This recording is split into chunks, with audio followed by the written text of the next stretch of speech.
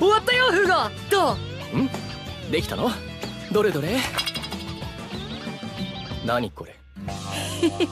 当たってる？こ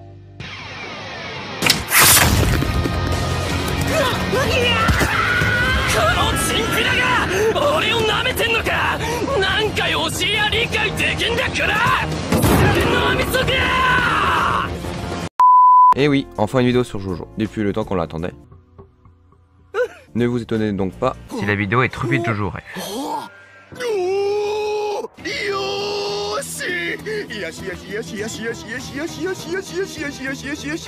Avant de commencer cette vidéo, n'oublie pas que tu peux t'abonner si tu veux, et lâcher un petit pouce bleu si t'aimes bien Jojo, c'est gratuit et cela permet à la chaîne de mieux se développer. Enfin bref, on est parti pour découvrir l'un des arcs les plus incroyables de son histoire.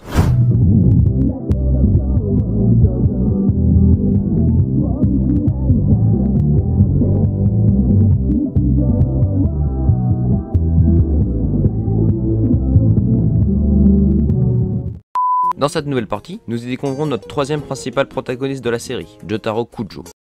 Ouais, je sais c'est de la merde, ils auraient pu l'appeler Joestar. On y découvre vite qu'il est emprisonné en prison, car, je cite, il est possédé par un esprit maléfique. Tu me diras que c'est pas si mal, vu qu'il peut lire et boire du soda en cellule.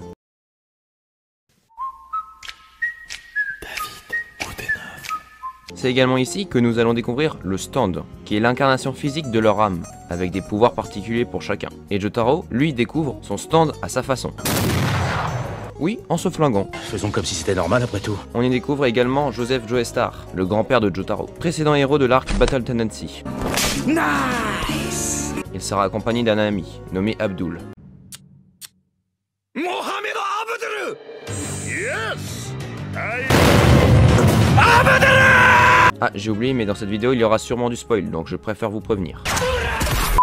Bref, la venue de Joseph n'est pas anodin, puisqu'il vient prévenir son petit-fils. Il lui apprend une bien terrible nouvelle. Dio, ennemi héréditaire de leur lignée, s'est réveillé d'entre les morts. De plus, le réveil de Dio a déclenché l'apparition des stands de la famille Joestar. Seul problème, une terrible fièvre chez Oli, mère de Jotaro et fille de Joseph, se développe et menace sa vie. Son esprit pacifique rejette le stand, et si Dio n'est pas annihilé, d'ici 50 jours, elle en perdra la vie. Et donc Jotaro, Joseph et Abdul se mettent en quête pour aller manger Dio. Je ne ferai pas cette blague, c'est beaucoup trop facile. Mais ça fait un peu Jacques a dit, pas de charcuterie, vous trouvez pas? Mais évidemment, en chemin, tout ne se passera pas comme prévu, puisque Dio compte bien de les tuer. Et pour ce faire, il enverra plusieurs assassins pour les annihiler. Et c'est ça qui est génial. Chaque personnage peut être le tueur. Nos héros sont toujours les proies, puisqu'évidemment les tueurs ont bien évidemment un stand, et donc la pression est toujours à son paroxysme. Entre un singe qui contrôle un bateau entier,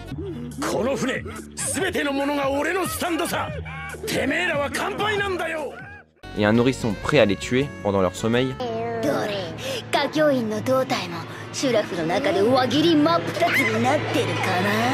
on a quoi être servi. Énorme. Mais pendant leur aventure, nos héros croiseront le chemin de Kakyoin et de Polnareff.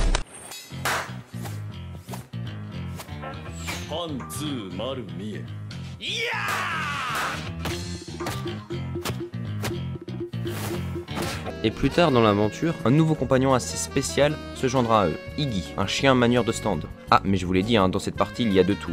Araki a tout de même fait parler un chien japonais, et ça c'est génial. Mais bon, là où cela devient vraiment intéressant, c'est l'arc en Égypte, où c'est là que nous aurons toute l'intrigue, toute la pression sur nos héros, par une seule et même personne, Dio. Et je vous n'en dis pas plus, car si vous ne l'avez pas vu, c'est l'occasion jamais de s'y mettre. Rien que pour le combat final Jotaro contre Dio avec ses bruitages, son OST, et le pouvoir inattendu du stand de Dio sur Kakyoin qui n'en a surpris plus d'un.